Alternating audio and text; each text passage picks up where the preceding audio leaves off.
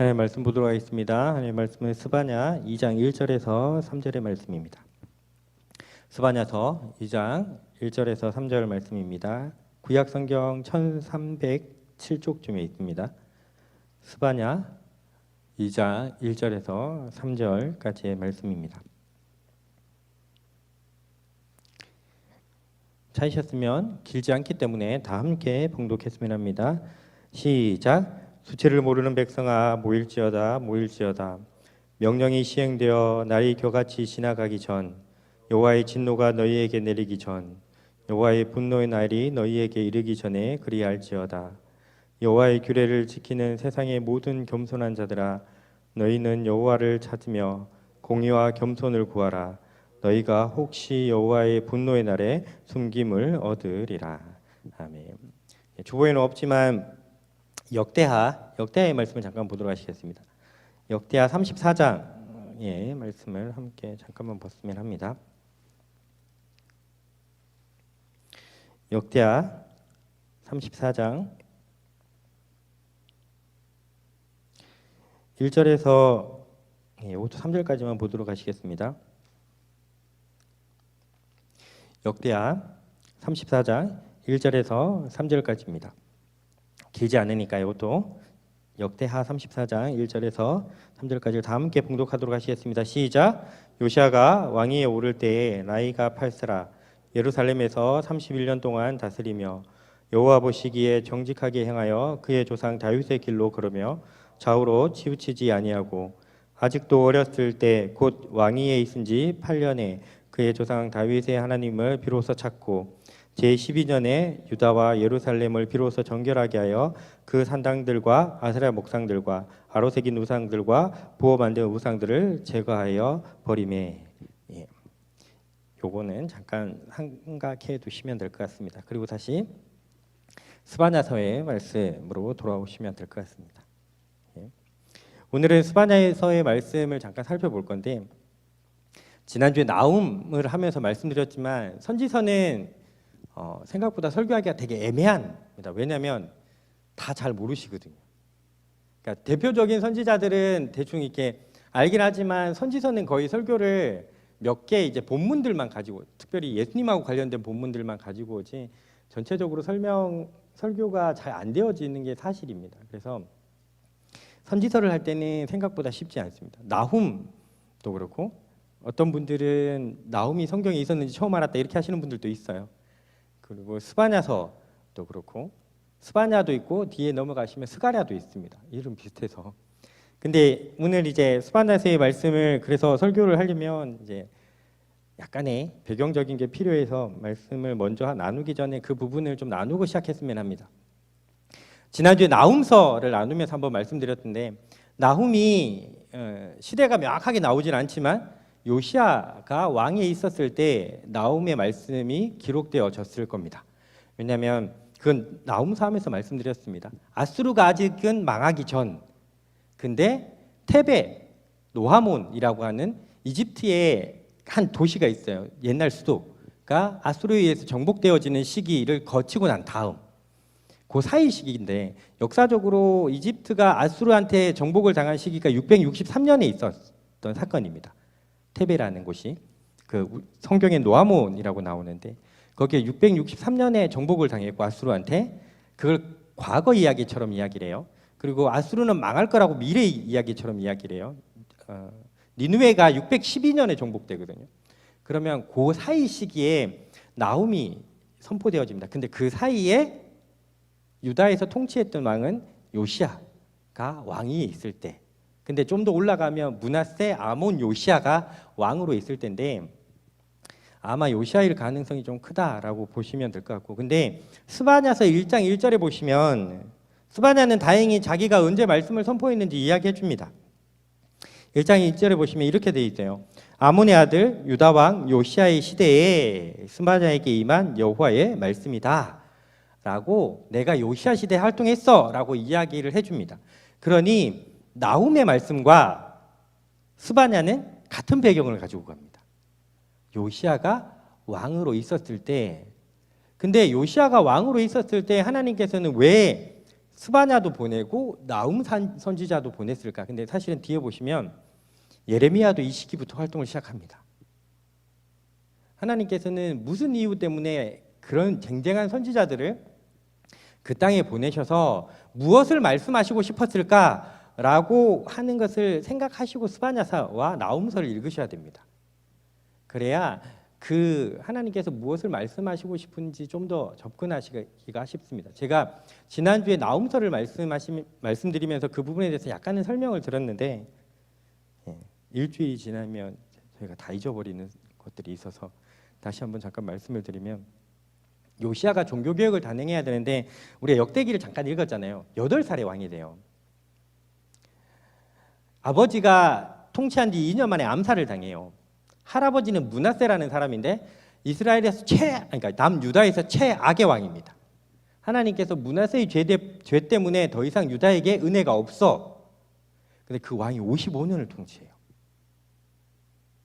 신기하죠? 악한 왕인데 장수하고 55년을 통치합니다. 그리고 므낫세의 정책은 뭐냐면 친아수르 정책이에요. 아수르가 최고 강대국이니까 아수르의 말을 들어야 돼라고 하면서, 그 고대 근동에서는 옛날에는 어떤 나라가 섬길 때 뭐까지 하냐면 그 나라의 신을 수입해요. 그리고 그 신을 자기의 신전에다 갖다 놓습니다. 55년 동안 했으면 얼마나 했을까요? 그리고 역대기에 보시면 잠깐 그 므낫세가 잡혀갔다가 돌아오는데, 그래서 회개했다라는 본문인데 열왕기에는 그 본문이 없습니다. 역대기에는 약간 있긴 한데, 근데 돌아와서 잠깐 어떻게 해보려고 했지만 잘 안 됐어요. 그리고 아들 아몬이 됐는데 아몬이 다시 친아수르 정책을 펴니다. 그래서 암살을 당해요. 근데 암살 당했는데 이 암살한 사람들이 금방 잡혀요. 암살은 친아수르 정책에 반대했던 사람들일 거잖아요. 근데 그 사람들이 금방 잡혔다는 이 말은 그때 당시에 통치하고 있었던 주류 세력들이 친아수르 정책을 썼던 사람들. 근데 그리고 난 다음에 왕위를 물려받은 사람이 요시야예요. 8살인데. 쉬웠겠습니까? 지금 왕궁 안에는 누가 다 장악을 하고 있을까요? 아수르에 순응해야 된다는 사람들이 왕궁을 다 장악하고 있습니다. 여러분이 스바냐서를 제가 지난주에 읽어와달라고 부탁드렸으면 잠깐만 읽어보셨으면 알겠지만, 그 1장 8절에 보시면 이런 말씀이 있어요. 1장 8절에 보시면 하나님께서 그러니까 심판하실 때 심판 대상들이 있는데, 여호와의 희생의 날에 내가 방백들과 왕자들과 이방인의 옷을 입은 자들을 벌할 것이며 라고 이야기를 합니다. 위에 있는 사람들이, 방백들은 약간 이제 정치적 세력을 갖고 있던 사람들, 그리고 왕자들, 이방인의 옷을 입고 다니는 사람은 완전 친아수르 정책을 피겼다고 하면서 문화들마저도 그렇게 가는 사람들. 옛날 우리나라도 그렇게 있었죠. 중국에 해야 된다 그럴 때 우리가 일본에 넘어갔을 때 그랬을 것이 좀 더 가까울 겁니다. 일본 옷을 입고 다니는 사람들, 이런 의미의 사람들을 하나님께서 벌하시겠다라고 이야기를 합니다. 무슨 말이냐면 이 사람들이 지금 주류를 장악을 하면서 종교개혁이 안 되고 있는 상황이에요. 요시야는 어리고. 그러니 스바냐서는 요시야가 종교개혁을 시작하기 전에 아마 하나님께서 스바냐를 보내셨을 겁니다. 여러분, 그 북이스라엘은 선지자가 언제 나타나냐면 최악의 왕 때 나타나요. 자꾸 그러면 죽는다 이렇게 할 때 나타나고, 남유다 때는 언제 나타나냐면 주로 그 나중에 그냥 참고해 두실 것은, 남유다에서는 선지자가 히스기야 왕이 될 때쯤, 그리고 요시야가 왕이 될 때쯤 선지자들이 나타납니다. 왜냐하면 하나님이 미리 선지자들을 보내서 분위기를 바꿔놔요. 종교개혁을 단행해야 된다. 그리고 그 선지자들의 말씀에 힘입어서 왕이 종교개혁을 단행합니다. 그래서 나훔도 그렇고 스바냐도 그렇고 요시야가 종교개혁을 단행할 수 있게 힘을 실어주는 사람입니다. 이 사건이 그 시기에 있었던, 그리고 우리가 아까 살펴봤었잖아요. 그래서 왕에 오른 지 8년째 되던 해에, 그러면 몇 살이죠? 8살이 왕이 됐으니까 16살이잖아요. 그때 비로소 하나님을 찾았다라고 시작합니다. 그리고 왕이 된 지 12년 됐는데 우상들을 제거하기 시작합니다. 그리고 왕이 된 지 우리는 안 읽었는데 그 밑에 읽어보시면 18년 되는 때에 율법책을 발견합니다. 그리고 처음에는 왕이 주도해서 하잖아요. 우상들 타파하고. 근데 율법책을 발견하고 난 다음부터는 백성들을 끌어들이기 시작합니다. 그리고 유월절을 회복시켜요. 그 사건을 진행해 나가는 시기. 그것보다는 전인 시기가 확실합니다. 왜냐하면 1장 2절에서 넘어가서 보시면 1장 4절과 5절에 보시면 아직도 이런 우상들이 있는 것처럼 보여요. 내가 유다와 예루살렘 모든 주민들을 위해 손을 펴서 남아있는 바알과 그곳을 멸절하며 그 마림과 그 이름 및 그 제사장들을 아울러 멸절하며 또 지붕 위에 하늘의 뭇별에게 경배하는 자들과 경배하며 여호와께 맹세하면서 말감을 가리켜 명세하는 자들과 여호와를 배반하고 따르지 아니하는 자들과 여호와를 찾지도 아니하며 구하지도 아니하는 자들을 멸절하리라. 그러니 아직은 이 사람들이 그곳에서 팽배해 있는 사람들이죠. 하나님께서 약속을 하시는 거예요. 이것들을 다 정리하자. 그러면 내가 너희에게 다시 은혜를 베풀어 줄게 라고 이야기하고, 나훔은 뭐라고 얘기하죠? 아직도 이 종교개혁을 단행하지 못하는 이유가 외세 아수르가 있잖아요. 눈 시퍼렇게 뜨고 살아있거든요. 근데 그 나라가 망하지 않았어요, 아직은. 그러니 친아수르 정책을 펴는 사람들은 안 됩니다. 죄가 쳐들어오면 우리 어떻게 해요? 그래서 나훔은 뭐라고 얘기하냐면 아수르 반드시 망한다. 여기에서는 무엇이 발동해야 될까요? 믿음이 발동해야 됩니다. 일어나지 않았어요. 근데 하나님께서 선지자를 보내서 그렇게 말씀하시면 우리가 요시아는 믿음으로 반응해야 되는 시기예요. 요시아는 반응을 하죠. 근데 북이스라엘은 반응하지 않아요. 그래서 여로보암 시기에 선지자가 아모스, 호세아나 요나가 나타났지만 북이스라엘은 그로부터 30년 후에 722년에 망합니다. 그렇지만 남유다는 히스기야도 그랬고 요시아도 그랬고 거기에 반응해서 종교개혁을 단행해요. 그래서 북이스라엘보다는 좀 더 긴 역사를 가집니다. 오늘 스바냐서의 배경이 그렇게 되어지는 시기, 요시아가 왕으로 있지만 아직은 종교개혁을 단행하기 힘든 시기에 하나님께서는 그 요시아에게 힘을 실어주기 위해서 스바냐를 보내십니다. 그리고 여호와의 날이 올 건데 그 날은 반드시 이렇게 심판의 날일 거야 라고 이야기합니다. 이게 어떻게 돼 있냐면 그냥 일단 대충 설명을 해드리면 1장은 전체적으로 여호와의 날에 대해서 이야기를 합니다. 여호와의 날은 심판의 날이야. 여러분 고대 구약에서 있잖아요. 이스라엘은 여호와의 날을 기대했습니다. 왜? 여호와의 날은 구원의 날이라고 생각했거든요. 다 그렇게 생각했었습니다. 근데 이것을 처음 깬 사람이 누구냐면 아모스 선지자가 이걸 깨요. 아니, 너희 생각한 대로 여호와의 날이 그렇게 구원의 날이 아닐 텐데, 여호와의 날이 심판의 날일 텐데. 아모스가 먼저 시작을 하고 스바냐도 똑같이 이야기합니다. 여호와의 날은 심판의 날이다 라고 1장 2절부터 18절까지가 그 이야기고요. 근데 그 심판의 날에 2장 1절부터 3절까지가 피하는 방법은 있어 라고 얘기하는 거예요. 그리고 2장 4절부터 3장 7절까지가 심판이 일어났을 때 무슨 모양이 될지에 대해서 이야기를 합니다. 심판이 일어날 때 예루살렘을 기점으로 해서, 유다를 기점으로 해서 동쪽과 서쪽과 남쪽과 북쪽에 있는 모든 나라들이 심판받을 거야 라고 이야기를 합니다. 그리고 그게 목적이 아니에요. 결국은 심판하실 건 누굴 심판할 거냐면 예루살렘을 심판하실 겁니다. 그러니까 블레셋이 동쪽에 있었거든요. 블레셋, 모압과 암몬이 서쪽에 있어요. 아니, 서쪽이죠. 이쪽이 서쪽이고 이쪽이 동쪽이 모압과 암몬이 있고 남쪽이 구스라는 나라가 있고 북쪽이 아수르라는 나라가 있고 그 나라들이 하나씩 심판받을 것을 이야기를 합니다. 근데 요거는 예루살렘이 마지막에 방점으로 찍힙니다.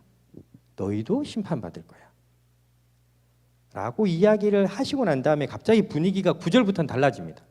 3장 9절부터 끝절까지는 근데 2장 1절부터 3절까지 남아있는 자들이 있다 그랬잖아요. 이렇게 하면 피할 수 있어. 근데 그 피하는 자들이 누리게 될 은혜에 대해서 이야기를 합니다. 갑자기 심판 이야기하다가 3장 9절부터 이후에 보시면 내가 이렇게 너희를 회복시켜 줄게 라고 이야기를 합니다. 그리고 그러면 요시야에게 얘기하는 게 뭐죠? 여러분 지금도 그렇고 이 시기에도 변하지 않는 진리는 한 가지는 뭐냐면 여호와의 날은 반드시 올 겁니다. 여호와의 날은 반드시 올 겁니다. 우리가 그러니까 이게 계시록이 구약의 선지서를 많이 갖고 왔다 그랬잖아요. 여러분 계시록에 보시면 그 이야기예요. 여호와께서 임하시는 날은 심판의 날이에요. 근데 그때 우리가 말하는 심판을 받는 사람이 있고 구원을 받는 사람이 있어요. 그것이 구약에서부터 계속 얘기했던 겁니다. 여호와의 날이 올 거다. 근데 너희는 구원을 받을 거냐 심판을 받을 거냐. 이스라엘이라고 해서 구원받는다라는 얘기 절대로 안 합니다. 오늘날로 얘기하면 교회 다니고 예배 잘 드린다고 구원받는다라는 얘기를 안 해요. 피할 수 있는 사람은 오늘 읽었던 요 2장 1절에서 3절의 말씀에 있는 얘기입니다. 특별히 3절에 그렇게 얘기했죠. 여호와를 규례를 지키는 세상의 모든 겸손한 자들아 너희는 여호와를 찾으며 공의와 겸손을 구하라. 너희가 혹시 여호와의 분노의 날에 숨김을 얻으리라 라고 이야기를 하죠. 안타까운 거는 혹시라고 얘기해요. 근데 이 혹시가 은혜의 말씀이긴 해요. 그리고 그 사람들이 피해서 이제 일어나는 모습이 3장 9절에서 보시면 그 백성의 특징들이 나옵니다. 3장 13절에 보시면 이 사람들의 특징이 뭐냐면 이스라엘의 남은 자는 악을 행하지 아니하며 거짓을 말하지 아니하며 입에 거짓된 혀가 없으며 먹고 누울지라도 그들을 두렵게 할 자가 없다라고 얘기하는 사람들이라고 이야기를 합니다. 여호와의 날. 그래서 이 말씀 때문에 요시야는 종교개혁을 단행합니다. 혹시 피할 수 있을까 해서. 혹시 하나님께서 은혜를 베풀까 해서. 므낫세가 55년 통치하고 아몬이 2년을 통치하면 총합 57년 동안 나라는 부강해요. 신기하게 나라는 부강했어요. 근데 그들의 상태는 읽었던 1장 2절에서 있었던 그 상태거든요. 최악의 영적 상태를 걸어갑니다.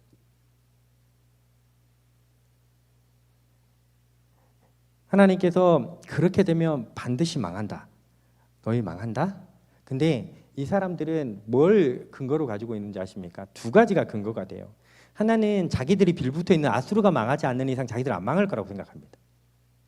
왜? 우리가 아수르한테 잘 보이고 있으니까. 또 하나는 여호와의 성전이 여기 있으니까.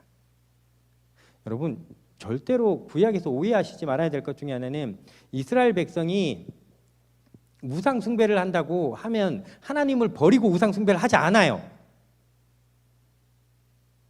제사를 지내요. 하나님을 버릴 거면 뭐부터 없애버렸어야 될까요? 성전을 없애버려야 됩니다. 근데 성전이 있어요. 성전 안에 뭘 채워 넣어요? 다른 무엇인가로 같이 가는 겁니다. 오늘날로 얘기하면 그래서 그 2장에 있는 이 말씀이 그 의미인데 오늘날로 얘기하면 예배 잘 드려요. 신앙생활 잘해요. 근데 하나님을 경외하는 모습은 없어요. 여러분 그것이 우리가 읽었던 1장 5절의 말씀을 한 번만 보시겠습니까? 1장 5절의 말씀에 보시면 되게 아이러니한 말씀이 하나 있어요. 1장 5절을 다 함께 읽어보도록 하시겠습니다. 1장 5절 다 함께 읽어보도록 하시겠습니다. 시작! 지붕에서 하늘의 무별에게 경배하는 자들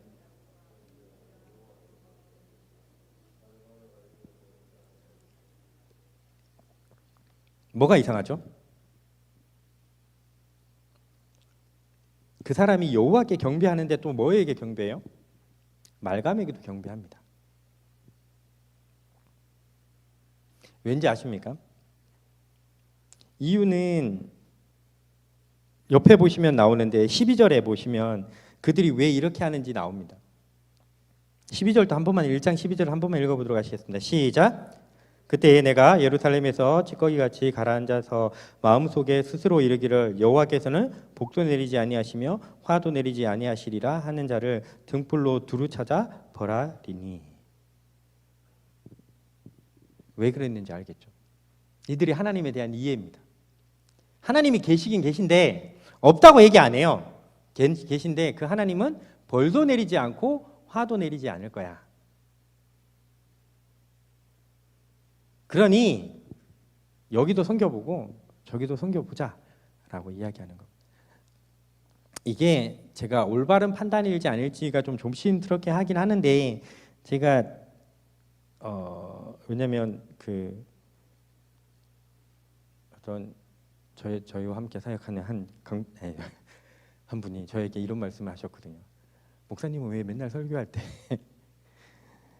약간은 때리는 것만 하냐고, 자꾸 잘한다 해줘야지 왜 자꾸 그렇게만 얘기하냐고 2번이나 저에게 말씀하셨던 분이 계십니다.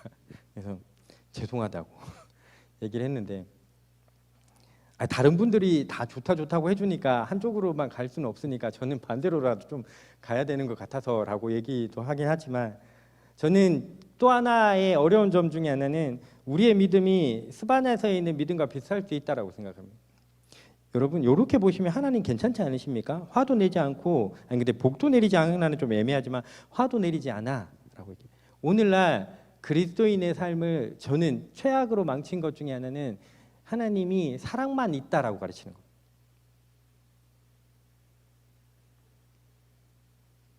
진짜 죄송합니다. 하나님은 사랑이십니다. 그건 맞아요.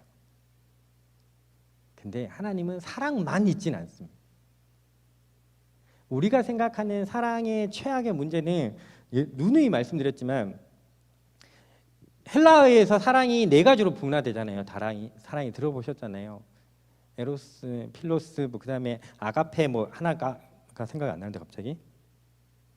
하여튼 근데 우리가 하나님의 사랑을 대표적으로 뭐라고 배우시죠? 아가페라고 배우시죠. 무조건적인 사랑. 근데 이게 언어학에서 말하지만 이게 분화된 거는 2세기, 그러니까 예수님이 성경이 기록되고 난 다음에 훨씬 후에 헬라어 단어가 분화됩니다. 그 전에 사랑은 다 썼어요. 그래서 여러분이 성경에 보시면 하나님은 질투하십니다. 에로스예요. 아가페만 있는 게 아니에요. 하나님이 그 백성이 잘못하면 화를 내십니다. 근데 아가페는 무조건 덮어주고 생각한다고 생각하잖아요. 그러니 어떤 하트를 갈까요? 괜찮아, 죄 지어도 우리 하나님 사랑이시잖아. 예수 믿는다고 하지만 삶으로 왜 예수 믿는 게 안 나타날까요? 이 사람들이 하나님의 인식에 대해서 잘못된 겁니다. 하나님은 복도 내리시지도 않고 화도 내리시지 않아. 그러니 여호와를께 경배하면서, 그에게 경배하면서 동시에 말감에게로 경배할 수 있습니다. 하나님을 경배하면서 동시에 돈을 쫓아갈 수도 있어요. 왜? 괜찮아. 하나님은 사랑이시니까. 라고 해버립니다. 그러니 우리가 얘기하는 예배와 삶이 분리되어집니다. 말과 행동이 분리되어져요. 그래서 여러분이 우리가 아까 읽었던 그 땅에 없는, 3장에 읽었던 거 있죠.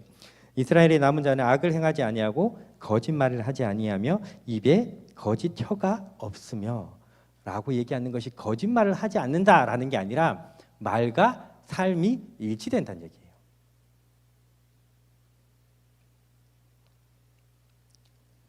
여호와의 날이 올 건데 그 여호와의 날은 심판의 날이 될 것입니다. 그 심판의 날은 하나님께 피하는 자들만 구원을 얻을 수 있는데, 하나님께 피하는 자들은 여호와를 찾으며 공의와 겸손을 구하는 자라고 이야기를 합니다.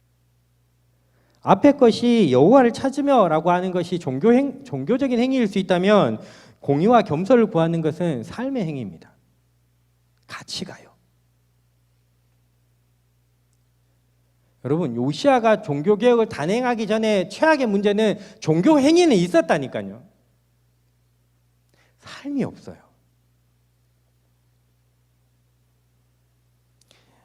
그게 남유다고 북이스라엘이고 멸망했던 이유입니다. 여러분, 북이스라엘에도 종교 행위가 없었던 게 아니에요. 열심히 여호와를 찾는 사람들이 있었어요. 근데 말만 그런 거예요. 삶이 분리되어져 가거든요. 예배는 삶이다라는 얘기 많이 하시잖아요. 그것과 동일하게 비슷하게 유명한 말이 있는데, 예배는 행위가 아니라 상태다라는 말이 있습니다.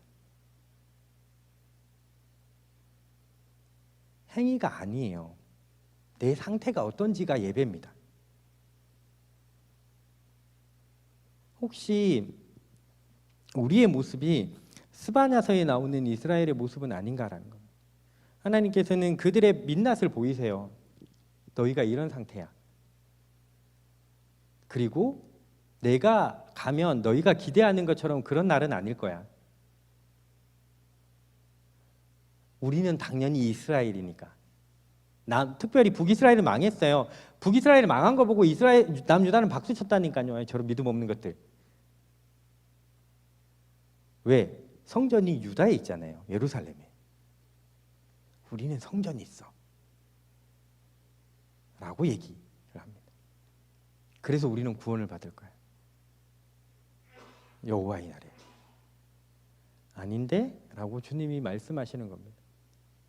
요시야 시기, 그 종교개혁을 단행하는 전 시기를 제가 아까 말씀드렸잖아요. 므낫세가 55년을 통치하고 아몬이 2년을 통치하면서 나라를 쑥대밭으로 만드는데, 나라는 잘 산다니까요. 부국강병했어요. 혹시 한국교회 모습이지 않을까요?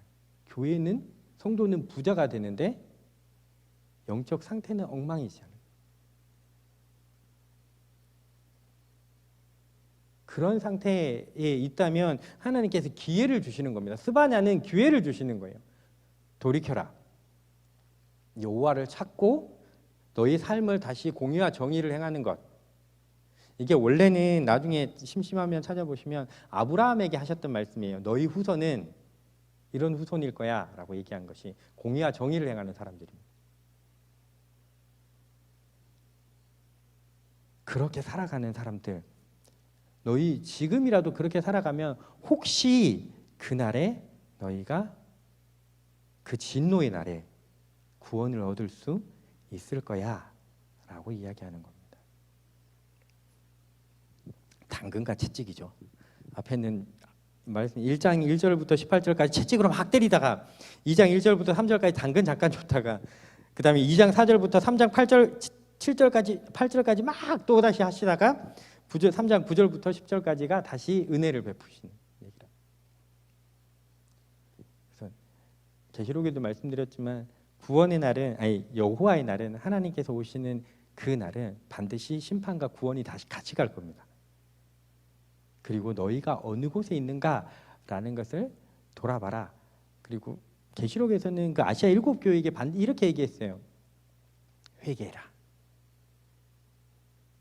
아직은 회개할 수 있는 기회가 있어 라고 얘기합니다. 왜? 예수님이 재림하시지 않았으니까. 그러면 주님께서 심판하시는 날에 너희는 둘째 사망으로 가지 않을 거야 라고 얘기하는 모습과 똑같은 모습입니다.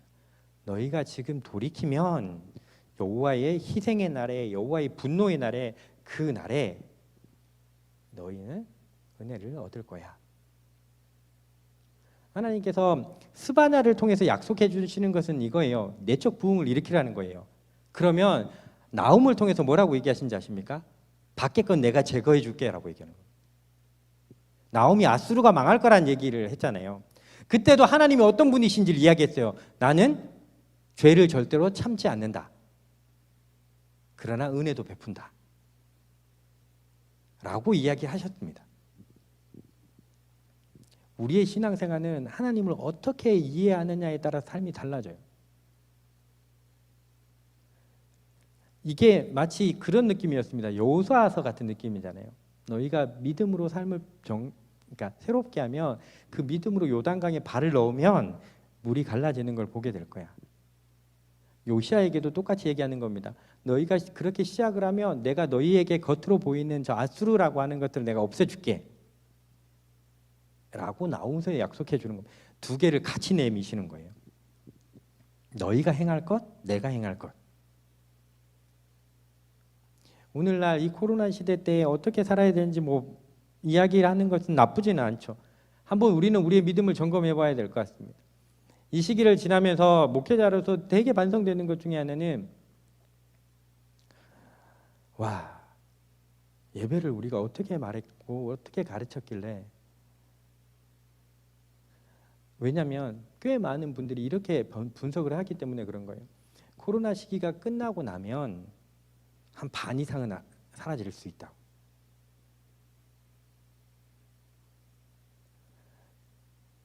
우리가 예배를 행위로 가르친 거예요. 그냥 여기 앉아 있으면 된다고 가르친 거예요. 그래서 진짜 죄송하지만 우리의 예배 구조가 그렇게 되어 있어서 좀 그런 부분이 있긴 하지만, 예배에 오셔서 이렇게 조시다가 눈 떠서 가셔도 예배를 드렸다고 합니다. 행위니까요. 근데 예배는, 그러면 우리는 1장 5절에 읽었던 말씀의 모습인 겁니다. 여호와께 맹세하는데 말감에게도 맹세하는 거예요. 그렇게 살아가서 우리가 삶 가운데 나아가서 우리의 상태가 어떨 것 같습니까?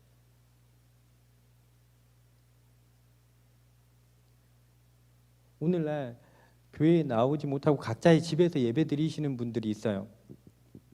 우리의 예배가 진짜 그렇다라고 하면 이 코로나 상황이 끝나고 나온 다음에 교회에는 진짜 믿음으로 더 나오시는 분들이 훨씬 더 넘쳐나야 되는 것이 정상이에요. 근데 저는 개인적으로, 다른 분들은 모르겠지만 저는 개인적으로 그러지 않을 수 있다라는 생각을 합니다. 그건 전적으로 교육자들의 잘못입니다. 우리가 예배를 온전히 말하지 못했고 가르치지도 못했을 수도 있습니다. 예배는 종교 행위가 아니에요. 내 상태를 드리는 거고 내 상태를 변화시키는 것이 예배입니다. 그리고 그것이 점검받는 데가 삶의 터전입니다. 최근에 한 청년을 보고 되게 도전을 받았습니다. 그러니까 그 청년에게 오늘 이 말을 하는 것을 그러니까 제가 얘기하지 않았기 때문에 이름은 거론하지 않고 그냥 상태만 거론하는 한 청년이 운동을 되게 좋아해요. 헬스장을 가야 되잖아요. 못 가요. 상황이 이렇게 되니 뭘 했을까요? 집에서 헬스장을 만들었습니다. 되게 도전받았습니다. 예배의 모습 같지 않습니까? 예배를 못 나가는 상황이 발생했어요. 여러분은 가정이 예배의 터전이 되십니까? 방 하나를 통째로 기구로 갖다 넣어요. 제가 알기로 엄청 비쌀 텐데 넣고 헬스장에서 하는 것처럼 운동을 해요. 그걸 보면서 저게 예배면 신앙인의 모습이 될 수도 있다.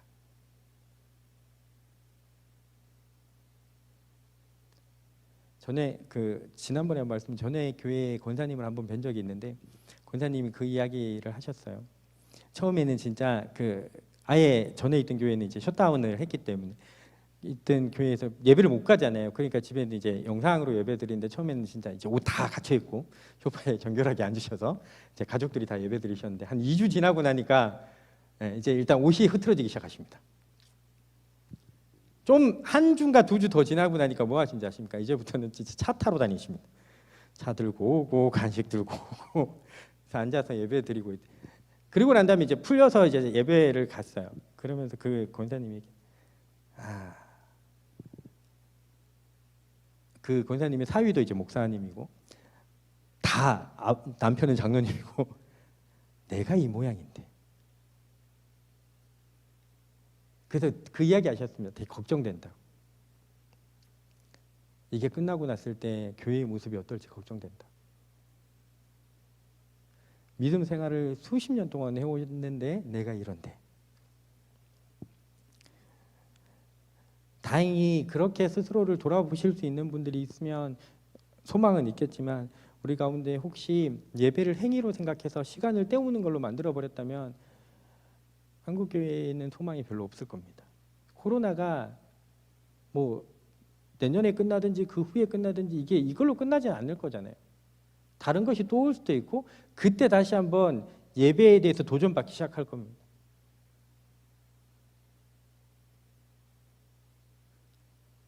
남의 말을 빌려와서 죄송하지만 예배는 행위가 아니라 삶이라는 거 잊지 마십시오. 내 상태. 그것이 2장 3절에부터 말씀하시는 겁니다. 혹시 여호와의 날에 피할 수 있는 자는 여호와를 찾으며 공의와 겸손을 구해라. 그리고 이 말씀에 아멘이라고 반응한 사람이 요시아였고 요시아는 그래서 12년 되던 때에 종교개혁을 단행합니다. 말씀드렸잖아요. 그 궁전 안에는 아수르에게 배반하면 죽는다라고 하는 사람들이 팽배하다고요. 그 안에는. 근데 그것을 뚫고 종교개혁을 단행합니다. 그것이 믿음 그리고 스바냐서가 오늘날 우리 이 시대를 살아가는 우리에게도 동일한 모습으로 바라지는 것이 아닐까. 지금의 시대에서 우리가 다시 한번 해야 되는 것은 우리의 마음을 뒤집는 겁니다. 진짜 여호와를 찾고 여호와를 찾는 것하는 것 자체가 내 삶이 변화되어지는 겁니다. 그러면 하나님께서 요시아에게 허락하셨던 은혜가 있을 겁니다. 그 시기를 살았던 사람들은 이 날을 경험하지 않고 넘어가죠. 하나님께서 요시아에게 말씀하셨습니다. 너 때는 경험하지 않을 거라고. 근데 그날이 우리의 시기에 오더라도 하나님께서 숨기시는 자가 될 수 있습니다. 이게 스바냐의 이름의 뜻입니다. 여호와께서 숨기신다. 그게 다른 말로 얘기하면 여호와께서 보호하신다 라는 의미가 되어집니다. 오늘도 그런 교회가 되었으면 좋겠습니다. 그리고 그런 예배가 되었으면 좋겠고 그런 삶의 성도들이 되었으면 좋겠습니다. 오늘도 우리가 그런 모습으로 살아갈 때 하나님께서 나홈서를 얘기했던 외적인 모습들을 제거해 나가시기 시작하실 겁니다. 교회 예배가 올바르게 성도들의 예배가 회복되어지면 하나님께서 이 땅 가운데 일어나는 일들에 대해서 다시 한번 회복시키시는 역사가 있으실 겁니다. 그것을 기대하십시오. 나홈서는 기대하시면 됩니다. 하나님께서 무엇을 행하실지. 그런 분들 되실 주님으로 축복합니다. 제가 기도하고 말씀 마치겠습니다. 기도하시겠습니다.